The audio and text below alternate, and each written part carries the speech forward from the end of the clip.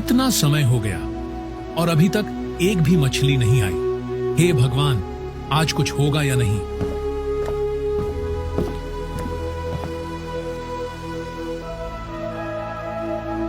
बाबा, आज कितनी मछलियां पकड़ी? माँ कह रही थी कि आज जल्दी घर आना, क्योंकि आज घर में चावल नहीं बचा। बेटा, लगता है आज समुद्र ने हमसे रूठने की ठान ली है। अभी तक एक भी मछली नहीं आई जाल में। लेकिन बाबा, कल तो आपने कहा था कि मेहनत करने वालों को भगवान कभी खाली हाथ नहीं लौटाता। हाँ बेटा, कहा तो था, लेकिन शायद भगवान हमें आजमाना चाहता है। धीरे धीरे शाम हो जाती है। किशन के जाल में एक भी मछली न आने के कारण वह अपने बेटे के साथ घर लौट आता है। किशन को खाली हाथ देखकर उसकी पत्नी उससे पूछती है, क्या हुआ, आज खाली हाथ आए हो?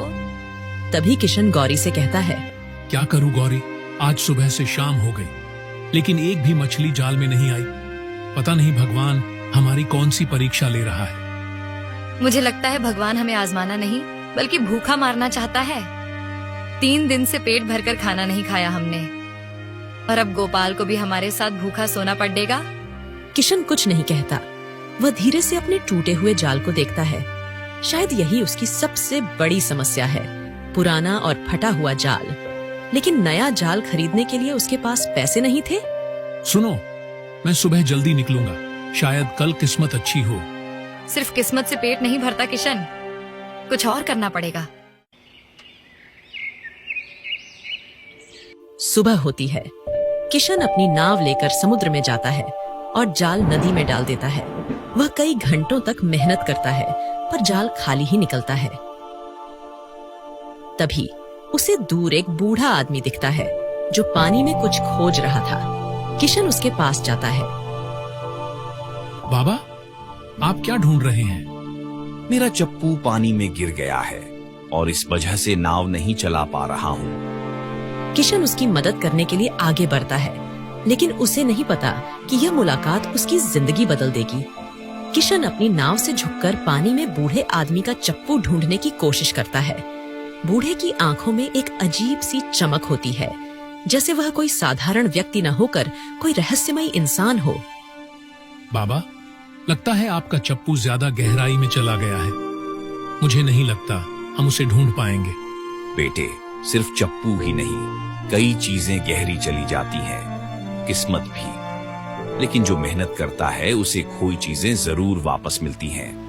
किशन बूढ़े की बातों को अनसुना कर देता है और अपना जाल समुद्र में डालता है।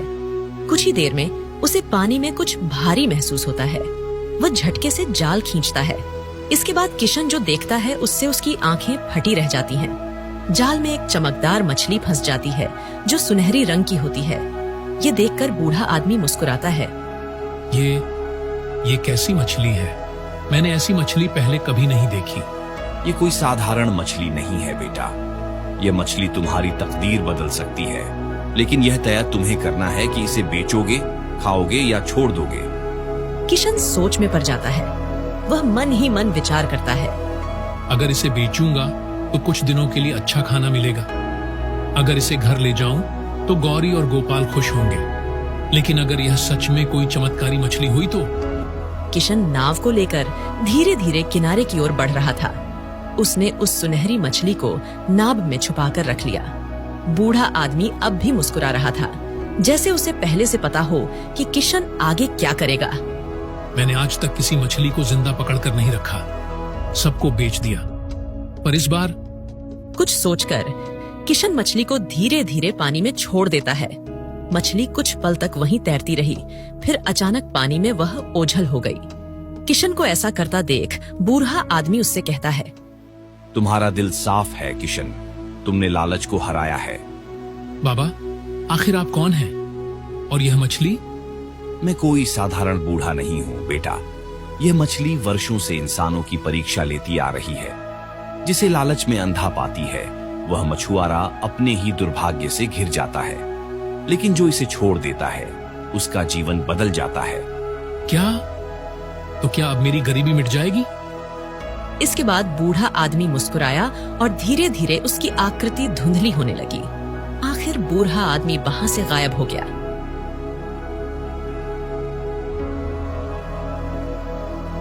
इसके बाद किशन ने अपना जाल उठाया, लेकिन जैसे ही उसने अपने टूटी फूटी नाव को छुआ, उसे एक अजीब सा एहसास हुआ। उसने अंदर झांका। नाव के कोने में सोने के सिक्के पड़े थे। जब उसने उन्हें देखा तो वह हैरान रह गया। सोने के सिक्के, ये कैसे हो सकता है? रघु घबराकर चारों तरफ देखता है, लेकिन वहाँ कोई नहीं था। उसे बूढ़े की बातें याद आती हैं। उसके चेहरे पर आंसू आ जाते हैं। सिक्के लेकर वह अपनी झोपड़ी की ओर भागता है, अपनी पत्नी गौरी और बेटे गोपाल को यह सब दिखाने के लिए। किशन सोने के सिक्कों से भरी पोटली लेकर घर पहुंचता है। घर पहुंचकर वह गौरी से कहता है, देखो गौरी, आज मुझे किया मिला है। किशन सोने के सिक्के निकालकर गौरी को दिखाता है। ये सब कहाँ से आया किशन? बाबा, क्या अब हम अमीर हो गए? अब हमारे पास भरपूर खाना होगा ना? किशन ने बहुत सहजता से जवाब दिया। हाँ, अब हमारे दिन बदल सकते हैं। लेकिन गौरी, ये सब अचानक कैसे हो गया, मैं यही सोच रहा हूँ। किशन, हमें इन सिक्कों को संभाल कर रखना होगा, कहीं कोई इन्हें चुरा ना ले।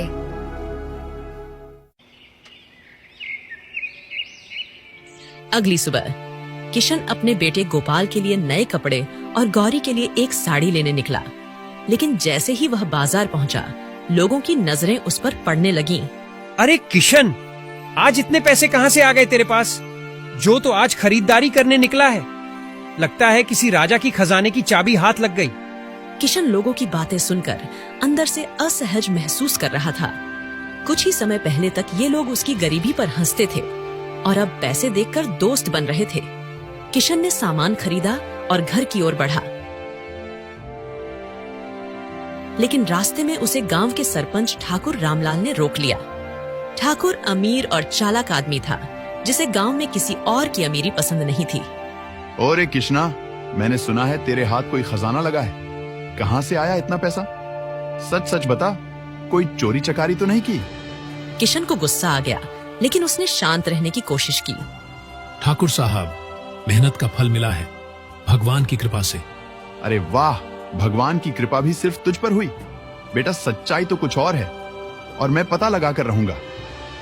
किशन बिना कुछ बोले आगे बढ़ गया, लेकिन उसे महसूस हो गया कि अमीरी के साथ नई परेशानियां भी आने वाली हैं। रात का समय।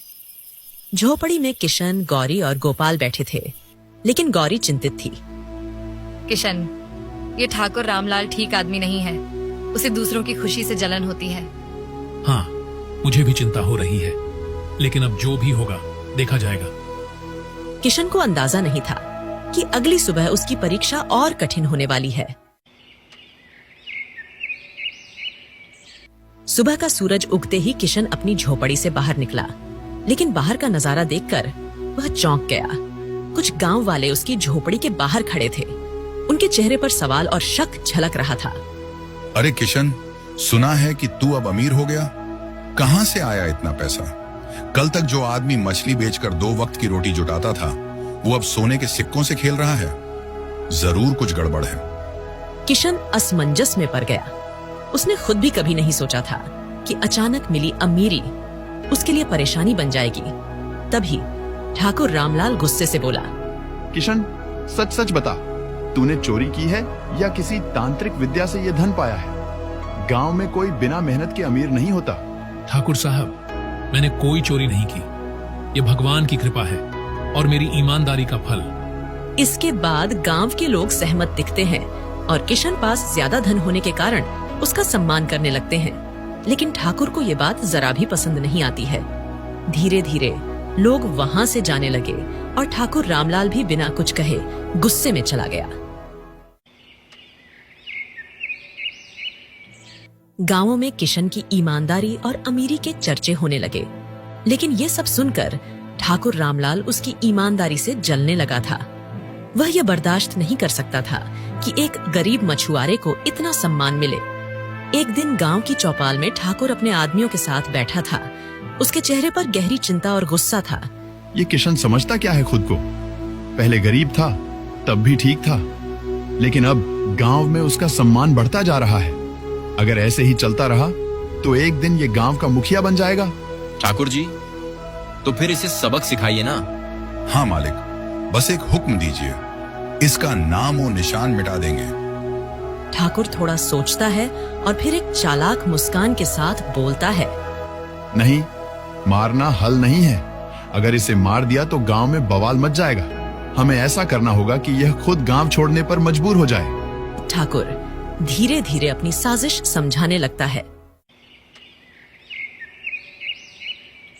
अगली सुबह गांव के मंदिर में हंगामा मच गया।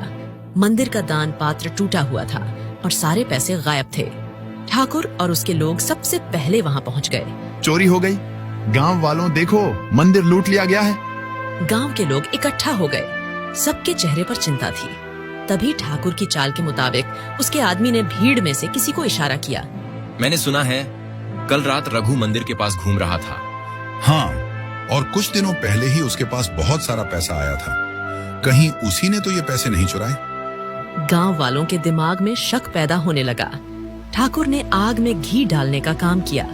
अरे हाँ, और जब मैंने पूछा था कि पैसा कहाँ से आया तो उसने कोई ठीक से जवाब नहीं दिया था।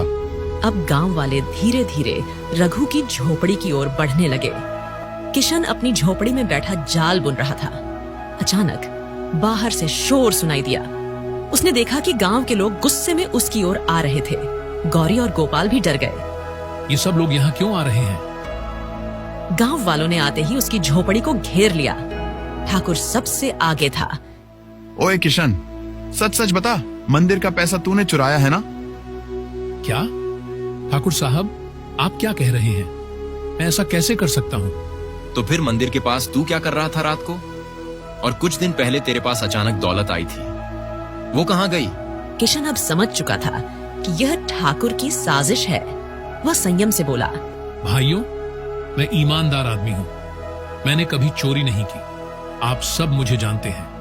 लेकिन भीड़ में शक और गुस्सा बढ़ता जा रहा था। तभी ठाकुर ने मौके का फायदा उठाया और चिल्लाया, अगर तूने चोरी नहीं की तो सबूत ला, नहीं तो गांव छोड़कर चला जा। किशन का मन भर आया। उसकी आंखें भीग गईं। उसने सोचा कि यही वे लोग हैं जिनके साथ वह बड़ा हुआ, जिनके लिए उसने हमेशा अच्छा चाहा, और आज वही लोग उसे अपराधी समझ रहे थे। किशन, अब हम क्या करेंगे? गौरी, जब अपने ही पराये हो जाए तो वहां रहने का कोई मतलब नहीं। हम यह गांव छोड़ देंगे। गांव वालों ने सुना और आपस में बातें करने लगे। देखो, ये खुद ही गांव छोड़ने को तैयार है।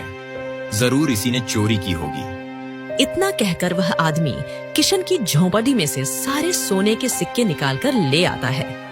किशन ने एक बार फिर गांव की ओर देखा, जहां उसने अपना पूरा जीवन बिताया था। इसके बाद किशन, गौरी और गोपाल पैदल ही गांव से बाहर निकल पड़े। उनके पास कुछ नहीं बचा था, बस उनकी ईमानदारी और आत्मसम्मान। गांव के कुछ लोग पीछे खड़े उन्हें जाते हुए देख रहे थे। कुछ की आंखों में पछतावा था तो कुछ अब भी गलतफहमी में थे। लेकिन सबसे संतुष्ट चेहरा ठाकुर रामलाल का था, क्योंकि उसकी साजिश कामयाब हो गई थी। दोपहर का समय, तीनों एक घने जंगल से गुजर रहे थे। गौरी और गोपाल थक चुके थे, लेकिन किशन का हौसला कायम था। बाबा, हमें अब कहाँ जाना है? बेटा, जहाँ हमारी मेहनत हमें रोटी देगी वहीं हमारा नया घर होगा। लेकिन किशन, हमारे पास कुछ भी नहीं है। हम कहाँ रहेंगे? क्या खाएंगे? देखो, भगवान जब एक रास्ता बंद करता है तो दूसरा खोल देता है। चलते चलते वे एक नदी के पास पहुंच जाते हैं। नदी को देखकर किशन कहता है, सुनो गौरी, यह नदी हमारे लिए रोजी रोटी का जरिया बन सकती है। इसके बाद किशन ने वहीं नदी के किनारे एक छोटी सी झोपड़ी बनाने का फैसला किया। वह जंगल से लकड़ियां काट कर लाया और कुछ ही दिनों में एक छोटी लेकिन मजबूत झोपड़ी तैयार कर दी। अब उनकी जिंदगी की नई शुरुआत हो चुकी थी। अगली सुबह किशन नदी में मछलियां पकड़ने गया। नदी पर पहुंचकर उसने जाल नदी में डाल दिया। कुछ ही घंटों की मेहनत के बाद किशन ने काफी सारी मछलियां पकड़ ली। धीरे धीरे किशन मछलियां पकड़कर पास के एक गांव में बेचने लगा। लोग उसकी ईमानदारी से प्रभावित हुए और कुछ ही समय में उसकी रोजी रोटी चलने लगी। लेकिन मुश्किलें अब भी बाकी थीं। एक दिन जब रघु गांव में मछलियां बेच रहा था, तभी वहां के जमींदार भवानी सिंह के आदमी किशन के पास आए। भवानी सिंह क्रूर और लालची आदमी था। अरे ओ मछुआरे, ये नदी जमींदार साहब की है, यहाँ मछलियां पकड़ने के लिए कर देना होगा। लेकिन पानी पर किसी का अधिकार कैसे हो सकता है? ज्यादा सवाल मत कर। अगर जिंदा रहना चाहता है तो जमींदार को हर हफ्ते मछलियों का हिस्सा दे। किशन ने अपना सिर झुका लिया। यह नई जगह थी, नए लोग थे। उसे फिर से एक लालची आदमी का सामना करना पड़ रहा था। किशन गुस्से में था, लेकिन शांत दिमाग से सोच रहा था। अगर मैं इसी तरह मुसीबतों से भागता रहा तो कहीं का नहीं रहूंगा। फिर उसके दिमाग में एक योजना आई। अगली सुबह किशन ने गांव वालों को इकट्ठा किया। भाइयों, यह पानी किसी का नहीं है, यह हमारी धरती की धरोहर है। हम सभी मेहनत करते हैं, फिर हमें किसी को कर क्यों देना पड़े? गांव वाले आपस में फुसफुसाने लगे। पहले वे डरे हुए थे, लेकिन रघु की बात में सच्चाई थी। ये किशन सही कह रहा है। यह नदी हमारे पूर्वजों की देन है, इस पर किसी जमींदार का हक नहीं हो सकता। अगर आज हम डर गए तो ये लोग हमें हमेशा लूटते रहेंगे। धीरे धीरे गांव वालों में हिम्मत आने लगी। वे किशन के साथ खड़े हो गए। जब भवानी सिंह को यह खबर मिली तो वह आग बबूला हो गया। वह अपने आदमियों के साथ गांव में आ धमका। कौन है ये किशन जो मेरे हुक्म के खिलाफ लोगों को भड़का रहा है? मैं हूँ किशन, और मैं कोई बगावत नहीं कर रहा, बस अपना हक मांग रहा हूँ। हक? गरीबों का कोई हक नहीं होता। तुम लोग मेरे कहे बिना कुछ नहीं कर सकते। लेकिन इस बार गांव वाले डरने के बजाय एक साथ खड़े हो गए। नहीं, अब और नहीं। हम सभी मेहनत करके जीते हैं, हमें तुमसे डरने की जरूरत नहीं। गांव वालों का यह हौसला देखकर भवानी सिंह को एहसास हुआ कि वह अकेला पड़ गया है। वह कुछ देर गुस्से में इधर उधर देखता रहा, फिर हार मानकर चला गया। भवानी सिंह के जाने के बाद गांव में उत्सव जैसा माहौल हो गया। पहली बार लोगों ने अपनी हिम्मत और एकता की ताकत को महसूस किया था। किशन, आज तुमने फिर साबित कर दिया कि सच्चाई की हमेशा जीत होती है। रघु ने अपने बेटे को गोद में उठा लिया। उसके चेहरे पर संतोष था। यह लड़ाई सिर्फ उसके लिए नहीं थी, बल्कि हर उस इंसान के लिए थी जो मेहनत करता है और अपना हक चाहता है।